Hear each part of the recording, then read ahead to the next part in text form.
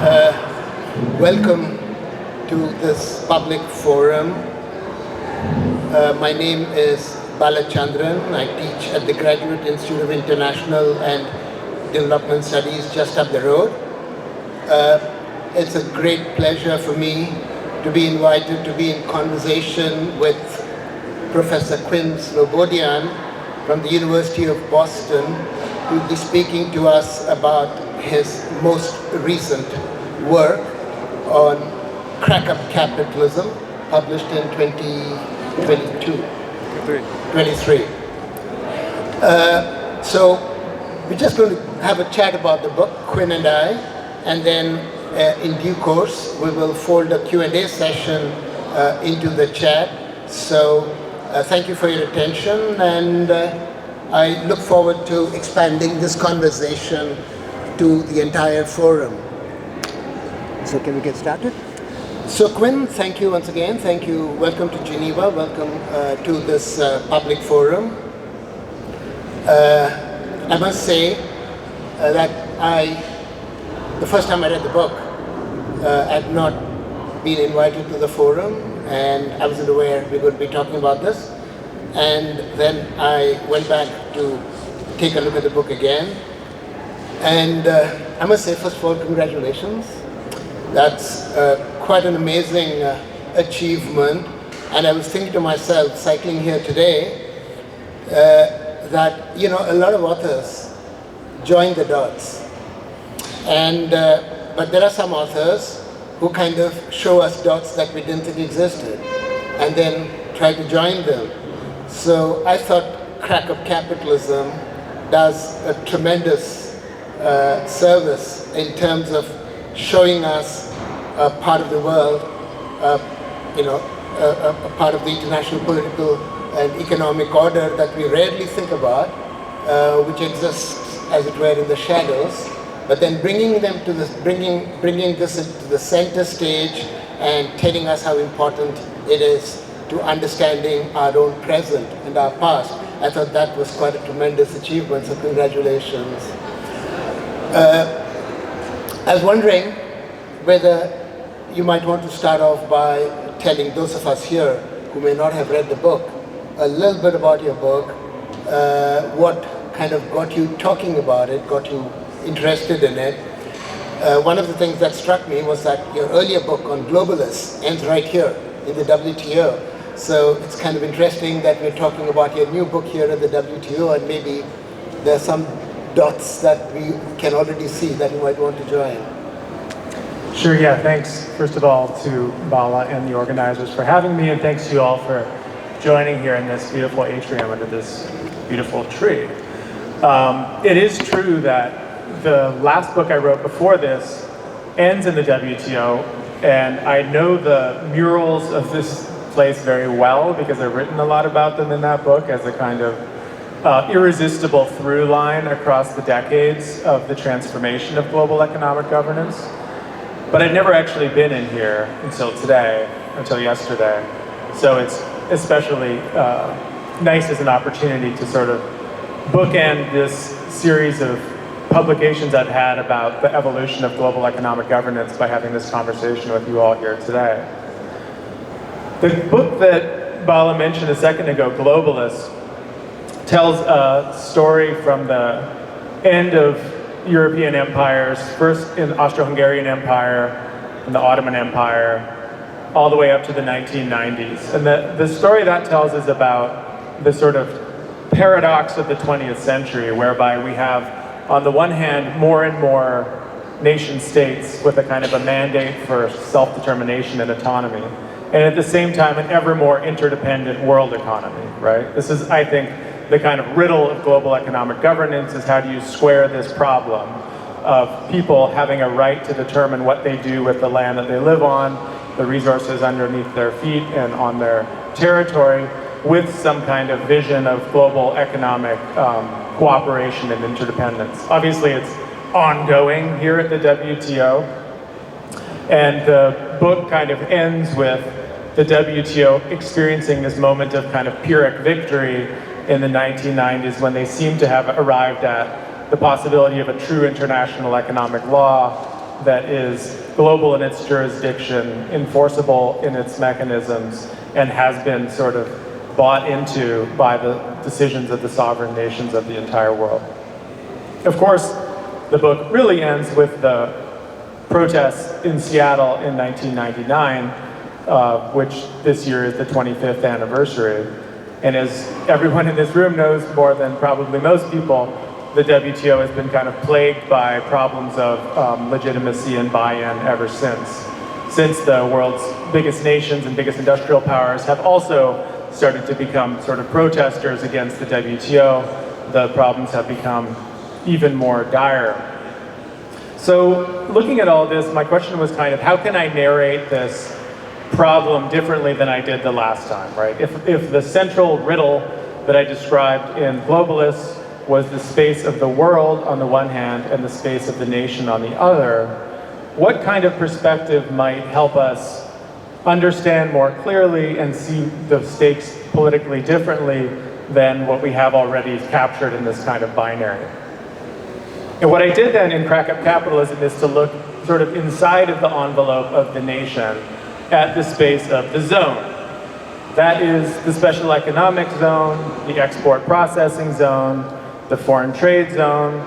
As again, everyone in this room no doubt knows, there are over 5,500 at last count of these spaces that are jurisdictions that have some kind of legal heterogeneity from the space beyond their borders. They enjoy a different set of usually tax laws, often a different set of labor laws, sometimes a different set of environmental oversights, and in all cases they've been designed in some way to make a more attractive environment for investors than the territory just outside their borders.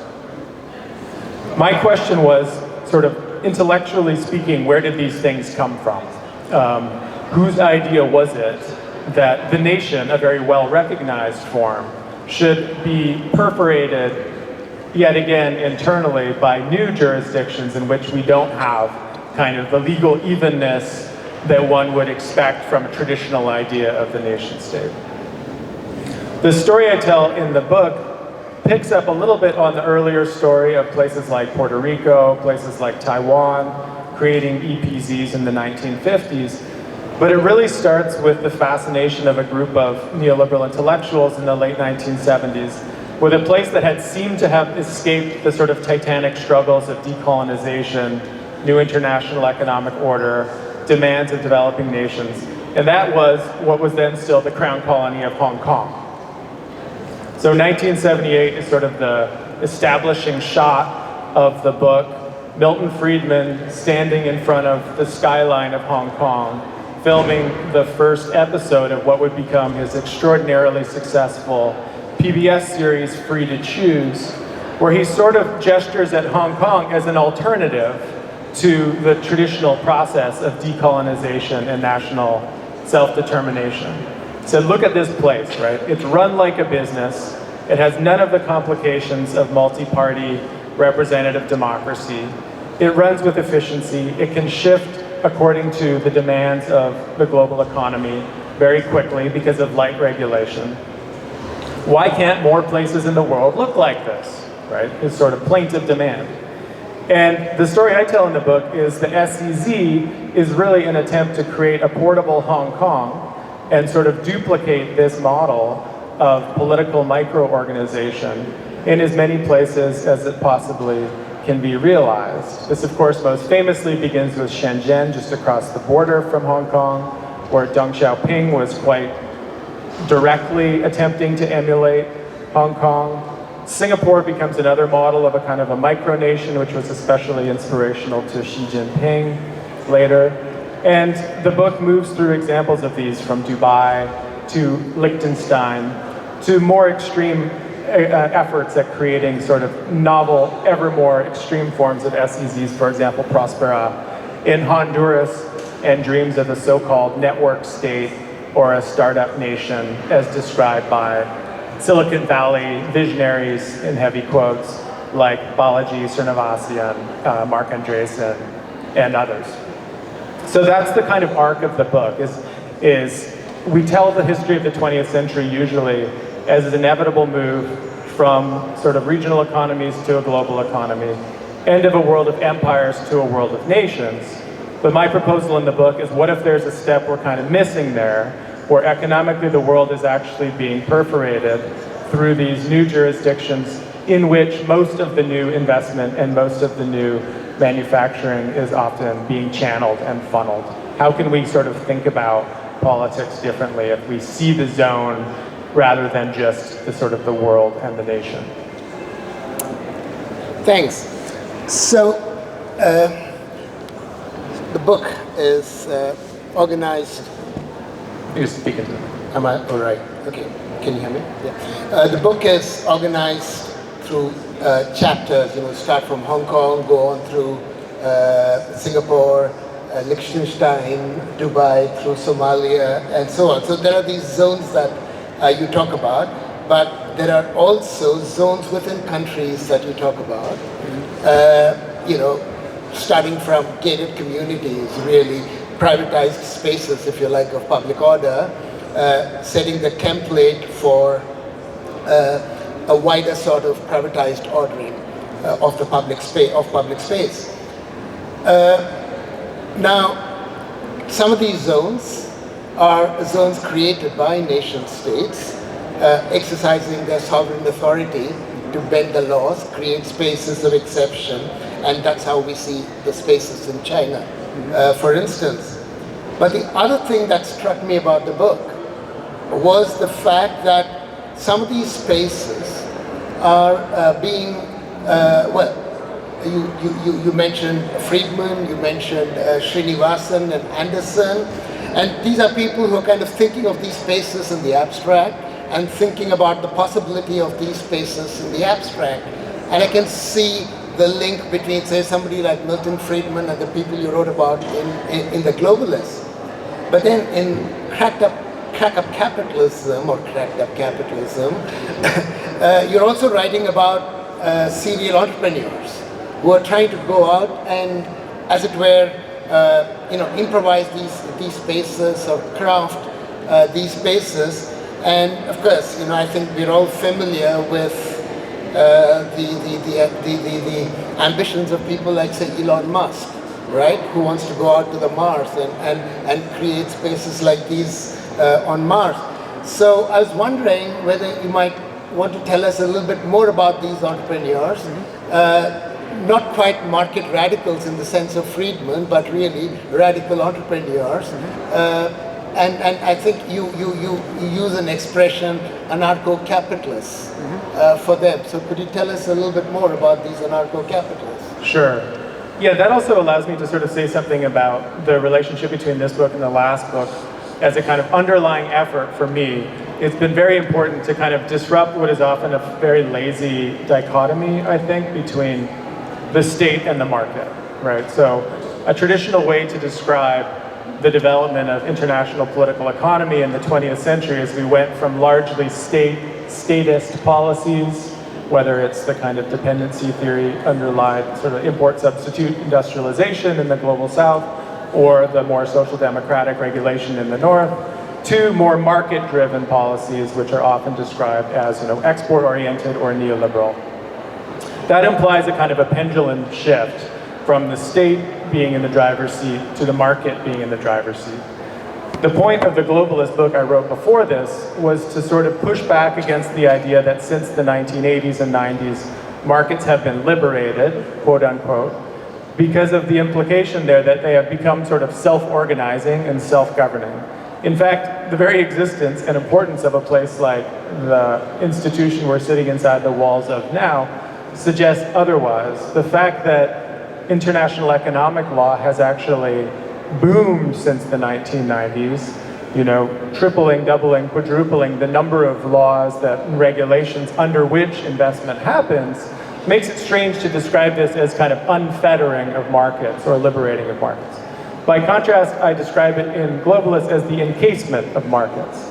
Laws work to promote and produce certain outcomes in market terms and to prevent other economic decisions and outcomes in market terms, right? They funnel and channel and direct economic activity rather than simply allowing it to enter a free space of the kind that the Silicon Valley sort of VC class would like to imagine things. So it's very important, I think, to always be very aware, as someone like Karl Polanyi was in the past, that the free market has its own kind of planning mechanism sort of built in. It's completely reliant on forms of statecraft and lawcraft, and we should not fall prey to the kind of the false ideology of the market as sort of spontaneous or self-organizing. Neoliberalism, in the way that I describe it, isn't actually a theory of markets per se, or even really an economic theory. It's actually a theory of statecraft, and it's a theory of legal design and legal engineering. And it's quite clear, even reading the central luminaries of people like Hayek, he actually doesn't have much to say about the market per se. For him, the market is something sublime which one can't actually put your hands on. He does have a lot to say about how you can design constitutions, how you can design things like international investment law, how you can even design structures of global economic governance such as this one, as some of Hayek's students, including the recently departed Frieder Rösler and Ernst-Ulrich Petersmann, have written at such length about. So this book is also an attempt to say, even the most wild-eyed Silicon Valley libertarians, even the anarcho-capitalists self-described, are often statists in disguise, right? They often have a sort of a secret state agenda of their own. They require governments. They require federal budgets. Elon Musk lives through federal contracts, through SpaceX, through Starlink. He is not a kind of self-made man in any real sense of the word. He's worked in symbiotic relationship with governments throughout his career. Mark Andreessen of Andreessen Horowitz is the same. And yet, if you read his manifestos, the state only appears as the kind of antagonist or the enemy.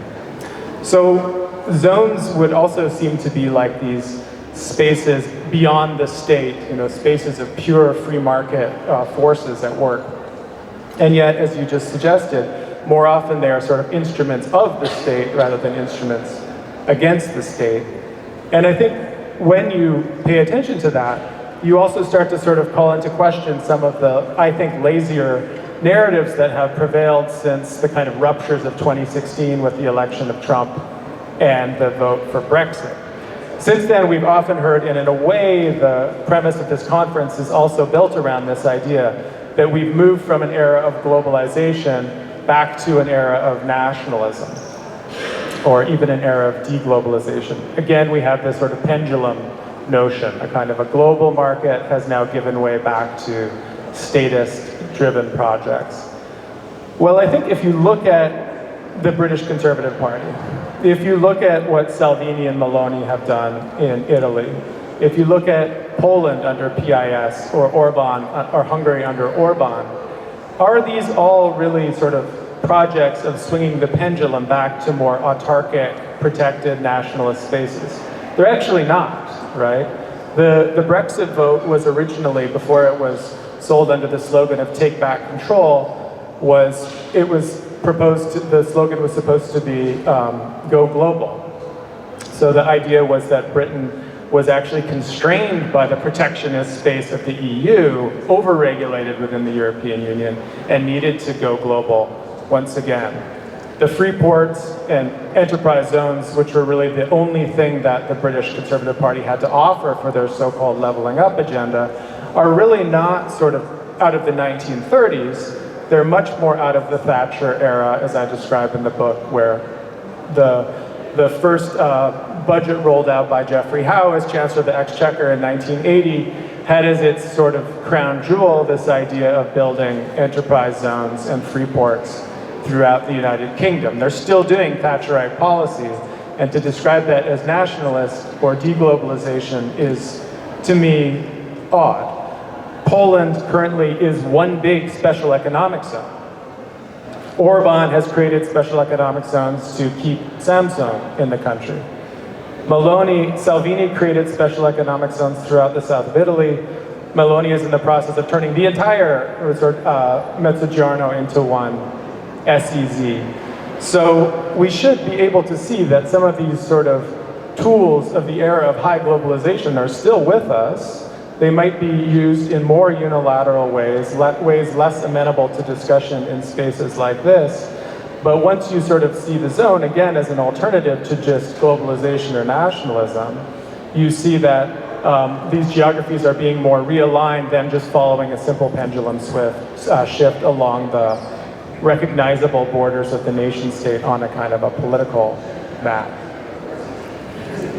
That's super interesting. So what we're talking about is a certain kind of realignment, and if I understand your book correctly, to some extent this realignment is being produced in negotiation between entities, forces, individuals, straining at the regulation that even current forms of globalization entail, as you just described, and states and maybe international institutions, as it were, trying to paper over the cracks resulting from these entities straining at existing regimes of regulation. So in one sense, you do have a kind of secession, or at least the threat of secession, and then states trying, as it were, to make concessions to paper over the cracks, as I just said. So, you can think of Brexit as a form of secession, right? And in the US, we think of all the ways in which secessions can take place, right? I mean, communities in the hills, communities, in Texas, and so on and so forth. So one of the things that globalization has resulted in, as you rightly point out, is embolden a set of, if you like, political and economic entrepreneurs who both endanger the state system but also seek its protection.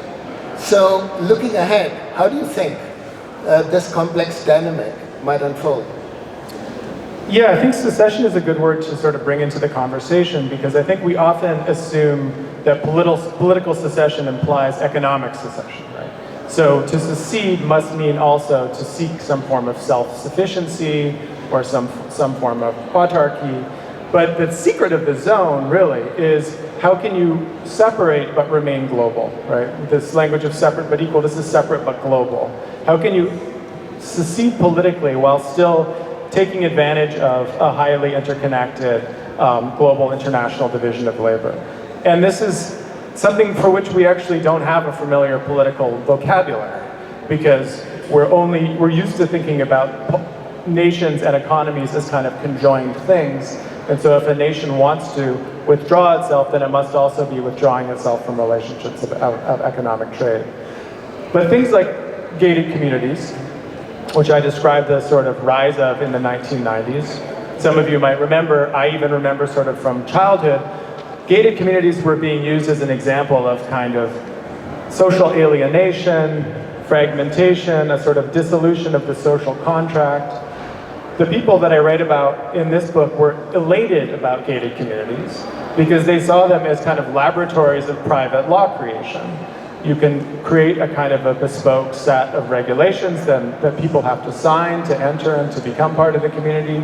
And in their mind, you could sort of create opportunities for people to vote with their feet in this kind of interjurisdictional competition of spaces for life. There were a couple of paradoxes there, though. One was that actually gated communities are not diverse between one another. The regulations are boilerplates, almost always determined by insurance companies. In other words, you actually can't really experiment or innovate that much with the set of laws that you offer to residents for just sort of fiduciary reasons. Secondly, as is probably well known to people who are familiar with gated communities, they ended up quite internally homogeneous and ended up being anything but sites of increased freedom. In fact, they became sites of excessive over-regulation, in which you can't have a dog that weighs over a certain amount. You can't paint your house purple if you want to. You have to have a certain kind of...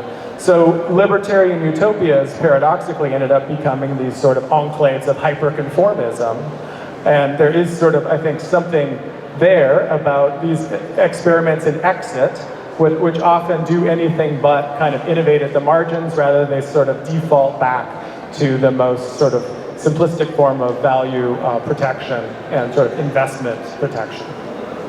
Now I can use an example though of the attempt by kind of more adventurous entrepreneurs to kind of experiment within the state system that some people may have heard of, which is the enclave of Prospera in Honduras. So this story has been told by others, but is so fascinating that it's worth sort of reprising for a minute here. I'm sure everyone has heard of Paul Romer, the Nobel Memorial Prize winning economist.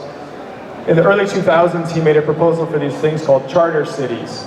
This is the time of enthusiasm in the United States about charter schools as a way to sort of get around teachers' unions and have more choice and experimentation in public education. Well, he said, why don't we extend this to entire cities?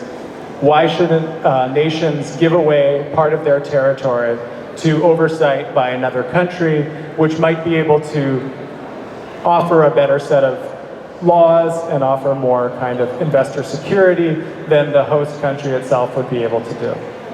As a Canadian, I found sort of delectable the fact that his primary example or suggestion was that Guantanamo Bay could be turned over to the Canadians to become what he called a sort of a second Hong Kong. So Hong Kong was absolutely his ideal type, his kind of lodestar as well. Nobody really picked up on the idea. He actually courted the Canadian government, and the Canadian government had no interest in sending Mounties to the Caribbean, which is actually what he was proposing as well, that they could police island nations in the Caribbean too.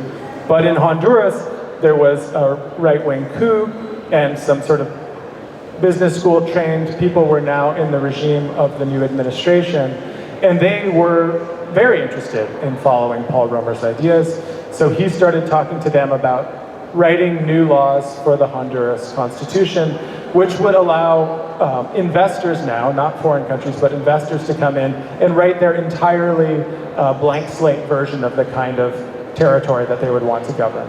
Down to, in its original form, they would have the right to come to forums like the WTO and negotiate as if they were sovereign nations. They would have standing at the level of nation states. That initial proposal was watered down eventually for its patent, a lack of constitutional kind of legitimacy. But another version came into place. They brought in a ton of investment from Silicon Valley in particular. Patri Friedman, if you don't know him, is Milton Friedman's grandson. I have 3 generations of Friedmans represented in the book if you ever needed to bone up on your Friedmanite ideological genealogies. That's all there. And for years they were proposing plans for what they would do in this space. It would be a place for registering businesses offshore. It would be a place for doing sort of unregulated medical experimentation. It would be a place for, of course, setting up a crypto exchange. Unfortunately, the visibility around this got enough that the opposing party of the government staged effectively a whole electoral campaign against these new zones. And when a new government was elected in, the first thing they said was like, fuera, like these are out of here. No more zedes, as they were called. The response of the Silicon Valley anarcho-capitalist libertarian investors was which? To immediately appeal to international economic law. So in a wonderful quote from one of these characters, a guy named Michael Strong, he said, we libertarians, we don't like international law, but it turns out it can be really useful sometimes.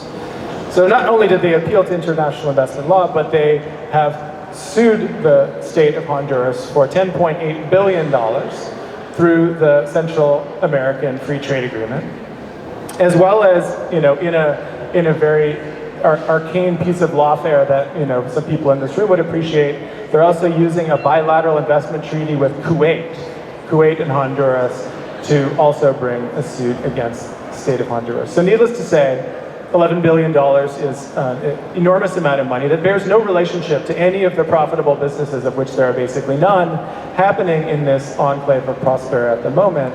But it shows pretty starkly, I think, that these attempts at kind of exit, zonification, libertarian self-creation are actually not happening in a vacuum, and nor are they happening outside of the grid of international economic law, of which the WTO is a very important part, actually they're completely dependent on it, right? They cannot happen without the possibility of last appeal to the jurisdiction of quite traditional international economic law. So in that sense, although if you read the book or if you check it out, you might think, wow, what a cast of freaks and oddballs. Well, yes and no. Their oddballery and their freakery is only a kind of extreme symptom of, I think, the kind of world that we have produced, in small part in the place we're sitting in right now, in which private actors acting as investors and corporations are often granted a kind of impunity or an immunity and a right of legal recourse against the states in which they're investing through practices like ISDS, which I think, for good reasons, has now fallen into question by the American administration. But these are the two ends of the spectrum, right? These are the two ends of the scale. Here we are at the WTO in Geneva, at the highest level, a kind of an observatory of global economic activity, and in some cases kind of architects of global economic legal architecture. And the strange outpost in a place like Prospera, Honduras, is kind of the other end of the scale. But there's a relationship between these two, and they both, in ways, rely on nation states, but also seek to produce forms of activity that can kind of do an end run around nation states. So I think thinking about this tripartite kind of spectrum will help us sort of understand what's happening with the search for legitimacy for places like this. It's very clear that Prospera was unable to secure legitimacy locally in Honduras. So instead, they've appealed to the sort of global policemen of international economic law to protect their, at this point, purely speculative profits. Thanks. Probably got about 5-7 minutes before we get into the Q&A. Freaks and oddballs, yeah, that's interesting. But you know, we're often inclined to ignore freaks and oddballs exactly as that, as freaks and oddballs. So it just seems to me, I mean, both of us are historians, right? And you know, it's very clear that your work is informed by your training as a historian, and I look at the world also as a historian. And it struck me, actually, and this could be one way of thinking how these freaks and oddballs can actually play a historically important role without our really realizing what they're doing. You know, von Norton, for example, if that's the name, brought to mind James Brooke. Some of you may know of the White Raja of Sarawak, who was a merchant adventurer who begins his career as a soldier in the East India Company before he goes off to found a kingdom, which becomes the Kingdom of Sarawak, which is now a part of Malaysia, who is anointed the Raja of Sarawak. Now, this is the 19th century. We are talking the period from about the 1840s to the late 19th century, and he was not the only one. I mean, you know, there was a Bostonian by the name of James Story, who actually sets up a kingdom. I think he becomes the Raja of Ambong and Marudu, who sells his kingdom to a German entrepreneur by the name of Gustav Ogbert, I think. And so you have plenty of these people. Some of them came to a sticky end, so you know, they don't stick in our memories. But people like James Brooke of Sarawak, who ends up becoming Sir James Brooke of Sarawak, is a freebooting raider entrepreneur who's then embraced by the empire. So I'm kind of thinking of the possibility that, you know, Prospero in some future, political constellation might end up actually attracting the Mounties or attracting the Marines to kind of hold up a new kind of a state within the existing international structure, with maybe states giving legitimacy to these sorts of entities through existing international economic law. I wonder whether this strikes you as possible. Yeah, I mean, I think there is one sort of like alternative timeline that my book is proposing, which is that the kind of period of the nation state was perhaps a kind of brief aberration. And that if you go back to the 19th centuries, you indeed see private actors having sort of extraordinary power, right? Stamford Raffles' statue still stands in the port in Singapore. And Raffles is frequently appealed to by people like these freebooting private investors to say, look what he did. He was just one person who went out as an agent of the British East India Company, effectively as a kind of, an inspiring kind of prototype for how one can push the boundary, and then afterwards sovereign states come in and protect you, and you have now been sort of deified.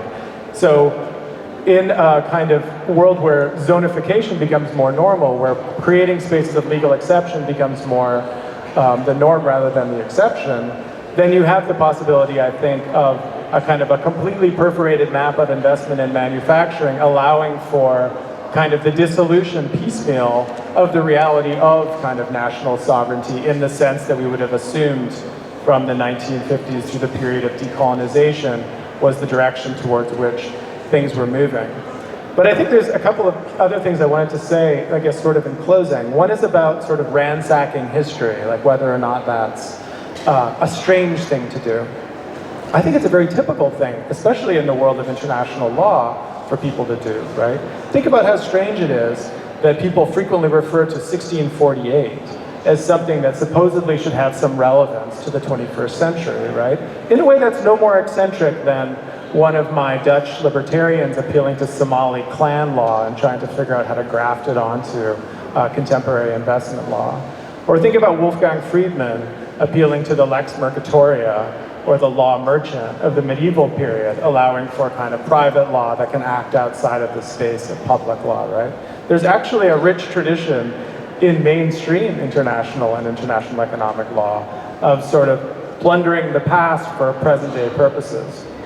One of the things that I've been really interested in as a historian is to figure out how actually we can have more productive interface with people who work on policy and present day things. I co-founded something called the History and Political Economy Project to try to encourage policy people to look to historians and vice versa, to think that, you know, it's worthwhile understanding even the recent past. And yet, I'm also aware that there's reasons why history is kind of dangerous. So I was in a session yesterday and someone in the Q&A said, it's better if in these policy discussions we don't talk about history so much.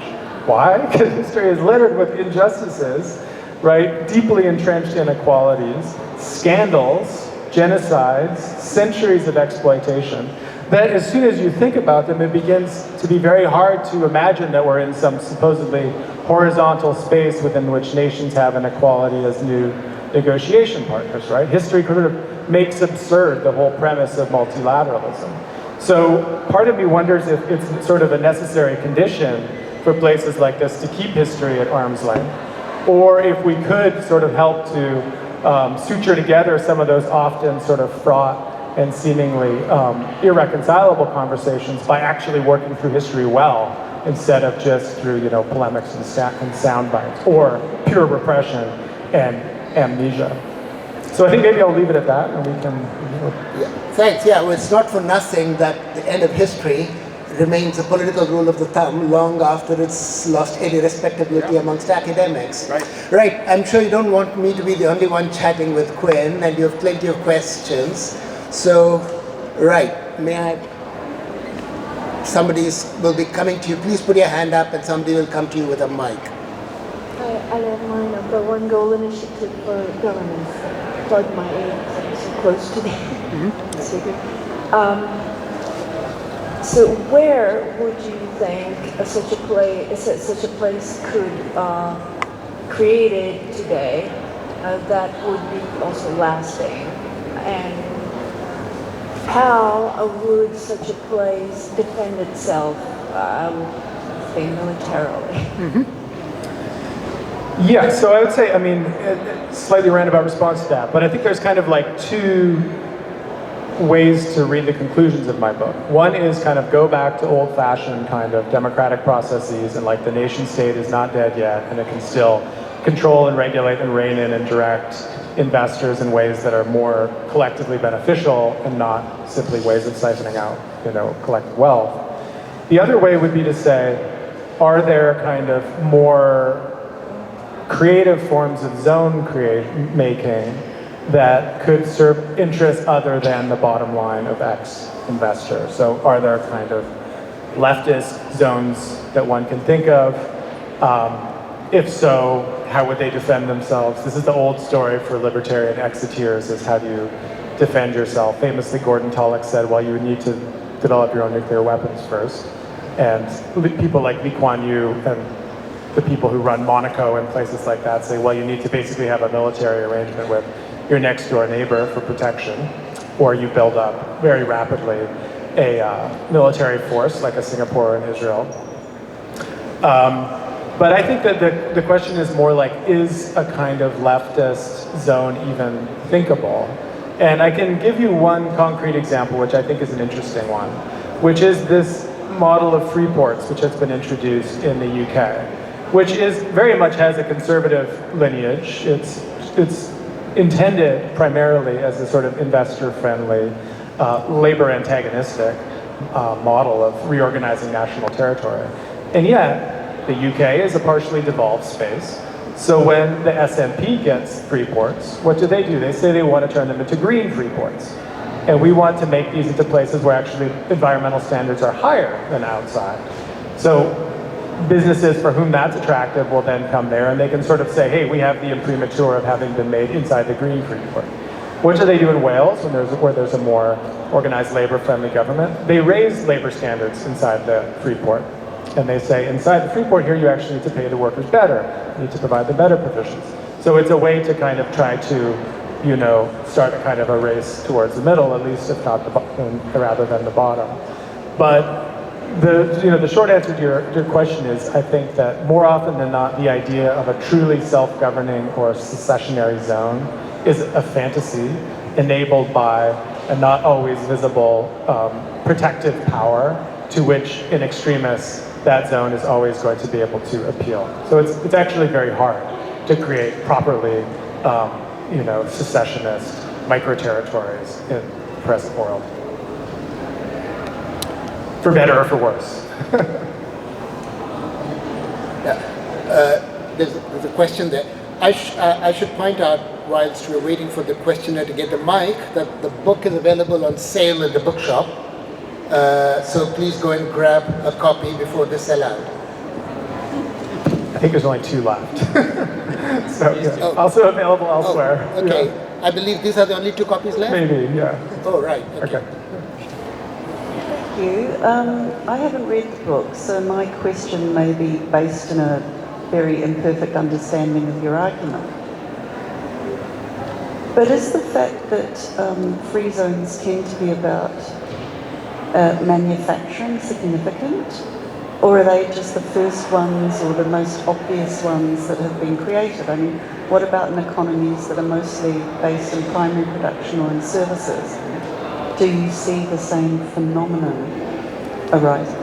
Yeah, no, I mean, traditionally, so talking about kind of 50s to 80s, it might have been primarily manufacturing, as you say. The vision of the kind of sweatshop behind barbed wire is very much the kind of dominant idea. But nowadays, it's just as common to do services. So a place like Philippines, for example, which is one of the places that hosts the most SEZs, is mostly doing service work. You know, it's call center work. It's kind of back office work. True in India as well, where a lot of the SEZs that were created are not necessarily factories or mines or sites of forestry, although things like licenses for drilling are their own form of kind of exceptional law creation. But no, I think that the bleeding edge, so to speak, of zone creation, they're very interested in non-manufacturing forms of economic activity. So offshoring, things like, as I mentioned, business registration. The medical thing is becoming more and more discussed in these sort of startup society circles. The idea of being able to get around something like the due diligence of the FDA is very attractive to people who have a lot of money and access to things like CRISPR and genomic engineering, which would have been far out of reach except for the only highest capitalized research institutions until recently.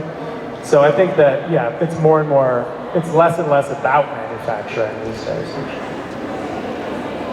Quite a number of offshore tax havens are coming on shore, I guess. in a number of countries as well. Yeah, definitely. Thank you. Yeah, great. Thank you. After cracking up the capitalism and in this multilateral global world, what lessons learned from history that applies today that we should act upon, that policymakers should act upon? What would you tell to those who responded in the Q&A that you talked about that history is not relevant today?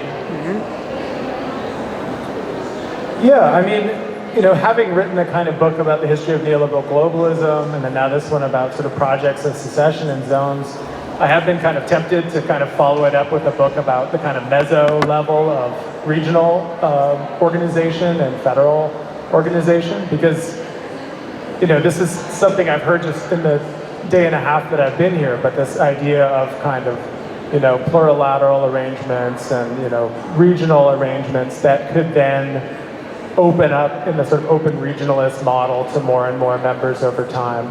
I think there's actually a lot of interesting historical precedents for things like that, and ones that I think also break the symbolic deadlock between either global or nationalists.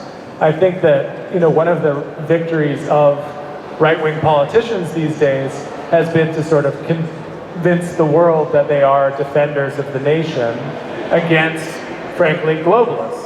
And I think that's a false dichotomy that actually misses much of the actual economic action. And I think politically it would be wise to figure out categories that can kind of expose the fallacy of that binary and then potentially allow for new spaces of organization that might, central problem here I think is legitimacy. I think that might actually get buy-in from not just voters but social movements in ways that are more persuasive than the short circuit straight to Geneva has obviously had a lot of pitfalls in the past, right? I mean, it's too easy to imagine what happens here as somehow being the kind of blueprint for what's happening in the global economy, even though that's laughable, of course, to everyone in this room, because the capital that's actually available to everyone here is nothing compared to the capital. I mean, it is literally nothing compared to the capital available to the real private actors, but Geneva and the WTO have the problem of having a face and having a building and having a name and an address. And the private world economy doesn't. It's here, there, and everywhere. So I think that, you know, finding places that can be kind of both pressure points and organization points between the rhetorical and literal spaces of national organization and global organization is one of the key priorities. And the groups like the Progressive International, which I've been part of in ways, are working with a kind of constructive cooperation with things like BRICS and other South-South organizations. So I think that there is a lot that can still be done there without just despairing at the end of globalization, which I think would be a premature kind of obituary.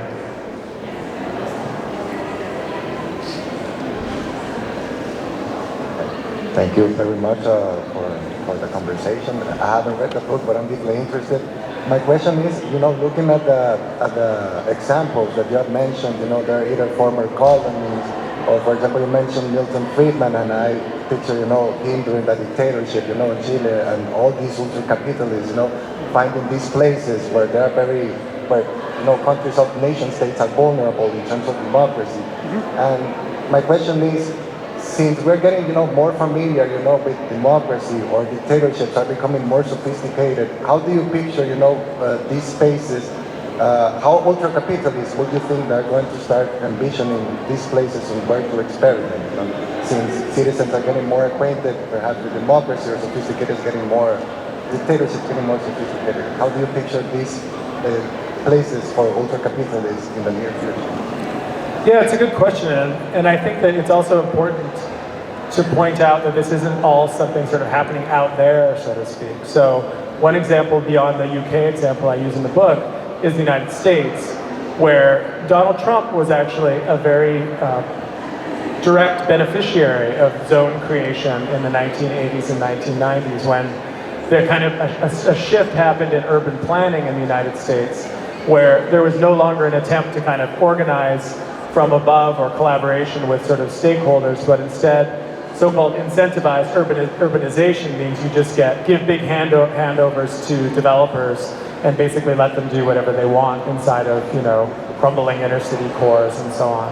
And this is one of the perfect examples to me of like the hollowness of Trump's supposed economic populism, is that one of the things that he did in office, besides the tax cut, which was very traditional kind of Cato Institute, Heritage Foundation policy, was on these enterprise zones, was just to create more of them and to produce more possibilities for direct handovers of public wealth to private developers, and essentially renege on the idea of collective visions for cities and turn that into something that developers can decide for themselves. So in a way, a lot of the front line of kind of market radicalism is also in the belly of the place of a hegemon, a place like the United States.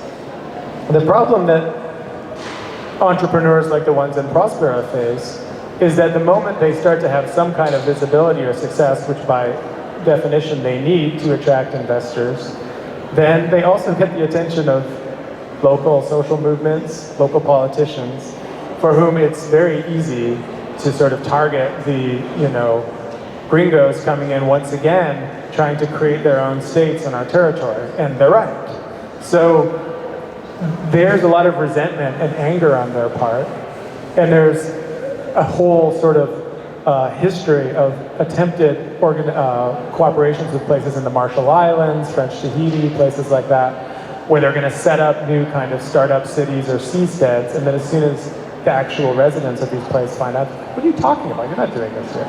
And there's usually enough people power and kind of democratic leverage to kick people out. So for them, it's really interesting, because from one perspective, we're talking about people that are extremely powerful and wealthy, but they also have a sense of themselves as really victimized and disempowered by what they see as like the inefficiencies of old-fashioned democracy.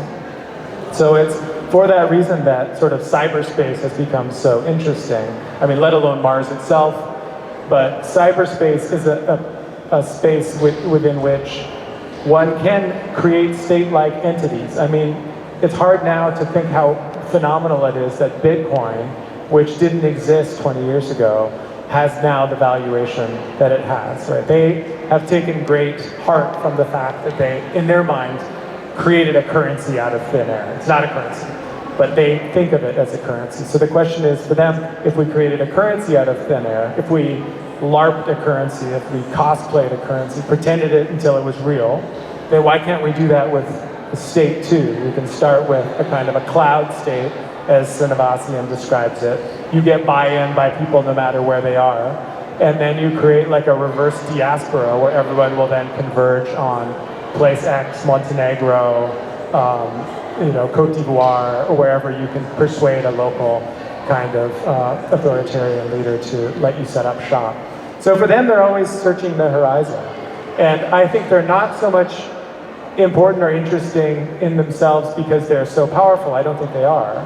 But they're very interesting like indicator species. Like from an ecological point of view, if you look at them, you can be like, oh, this is a new population that can be sustained in this new ecological niche. What can we say then about how the larger climate is changing and environment is changing? So they're useful as kind of symptoms more than as the actual kind of actors.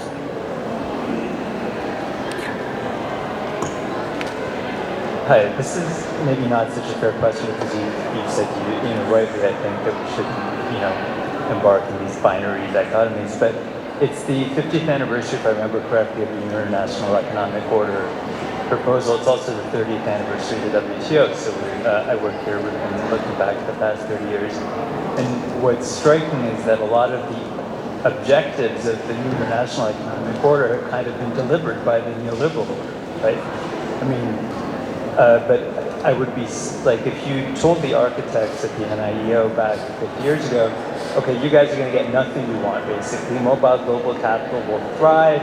It's going to dodge taxes everywhere, which is unfortunate. But, it's going to have its intellectual property rent secured. And over the next 50 years, the G77 in China will dramatically increase their share of global output, while the G7's share declines. Extreme poverty will drop from 40-odd% into the single digits. The UK's biggest steelmaker will be headquartered in Mumbai. Do you think they would have taken that deal? Well, I mean, I think it's, one needs to remember that most of what you're describing has been accounted for by China. It's not true, actually. If you drop China from the extreme poverty calculations, just going back to 95, the extreme poverty, instead of dropping from 40 to 11% in low and middle income countries, it goes from 36 to 14. Okay. Well, I think a lot of countries, including China, including to a lesser extent India, have profited not necessarily by the neoliberal model, but by selectively adapting themselves, including parts of the kind of neoliberal playbook in some cases, and then successfully plugging into, what had then by that time be a legalized sort of global architecture. Whether or not it's delivered for the kind of countries that were making those demands most stridently in 1974, I don't think that they would necessarily see the sort of victories if you think of a place like Tanzania under Nyerere, for example, or the kind of subjection to American demand that a place like Mexico has that it didn't have, in the sort of heyday of its oil production. So, I think that there's a kind of consequentialist question here, which is just like, in dollar terms, can we see a kind of improvement in standard of living that people would accept? And then the answer is probably yes. But I think the question of whether or not this is something that will be sustainable could be another question that that clearly people who are signing on to a second declaration of the NIEO, which just happened last year, would, they obviously have a lot of questions about. But I think, it's kind of neither here nor there with the subject of this book. And I think that the question that this book kind of raises is, what are the kind of political and legal arrangements through which that kind of prosperity is being directed and realized, right? So when a foreign company opens up shop in a place like Angola or Nigeria, where do they do it? Are the gains sort of redistributed fairly throughout the country in the sort of welfare status model that the NIEO people would have imagined as natural? Or do they tend to be sort of contained within literal enclaves of extraction, with profits then primarily being funneled out to tax havens or back to the original mother countries? So I think once you drill down a little bit from the top level, when you start saying how does this play out in people's actual lives, then I think that's where the question of like the evenness or the unevenness of the legal territory becomes an important question, and one can only answer sort of country by country, but it's a good question, so thanks.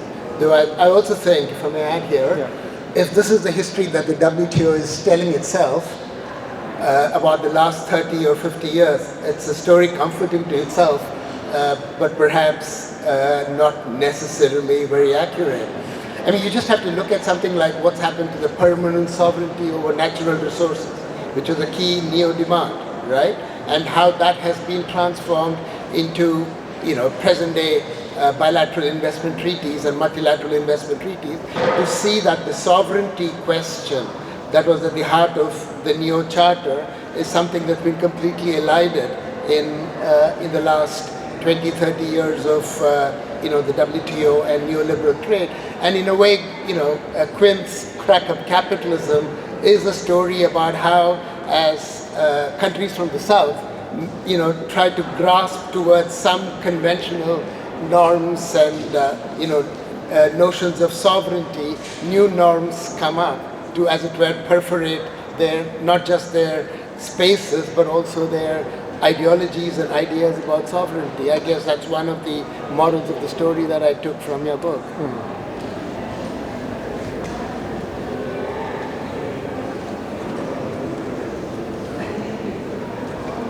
Thank you for this, and I'm also one of those people who haven't read the book, so I'm sure the answer is already in there. Zones always struck me as odd forms of experimentation. They're odd in the sense that they're trying to sort of get rid of certain strictures. And I think that's true for all those Buccaneers and the other people you mentioned.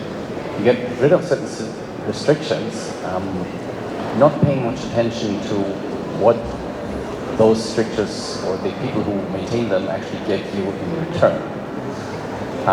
So it's a bit like the CDs in the 80s that didn't have overtones and undertones, and somebody would say, well, it sounds good, but somehow it's no longer the music like classical music people said, don't like those CDs, and then the CDs had more space, and then they got all the, or most of the overtones and undertones, and they sort of converged with the classical music people. And I'm wondering whether we are in a phase where this type of sort of, I would say, often quite stupid experimentation or like very restrictive ideas about what is free and what is not free can be brought to converge at some point. And sort of maybe the value of experimentation can be harvested without going all, dictatorial and capitalist. I'm saying this, I'm just trying to see whether some of the optimism can be rescued. Whether there's some good in that form of experimentation. So I think there are people at, at the UN, for example, who see it this way, that, if you read the sort of latest reports from the UN Development Program about SEZs, they'll say, hey, traditionally these things have been used to evade labor regulations as a kind of battle to the bottom, but maybe now we can think about them differently, now that people are thinking more about labor rights. The almost now late and lamented ESG notion is being really important for global investment, that now maybe we can think about a multiplicity of zones that will have different kind of outcomes than just profitability, right? And that remains to me like a nice idea, but I've yet to see that actually realized, with the exceptions of the Scottish and Welsh ones, which I think are kind of interesting. So for now, it seems like to nod at the possibility of that remains more of a way to reaffirm the mainstream way of using these things than a genuine kind of opening up of the spectrum of practice. But I agree that, like, in theory, the same way that, I mentioned Petersmann, if you read him from the 1990s, which I did a lot, then he was pretty forthright with saying companies should have the same rights as humans do. It's human rights of capital, basically. But if you read the more recent things he said, he will say, actually, we need to consider labor standards and environmental regulations. So rhetorically, he shifted as a lot of the stuff has shifted. But where's the action mostly still? I'm still waiting to see evidence of that before I sort of herald like a paradigm shift, but it's a good point. We're still waiting for the good CDs. Back to vinyl, maybe that's the answer. Well, that's it, I think. Yeah. Well, thank you, Quinn. Thank you all thank you. It's been, I think, a brilliant exposition of a brilliant book. And thank you all for your questions and your participation. I think we owe. Thank you very much. It was good.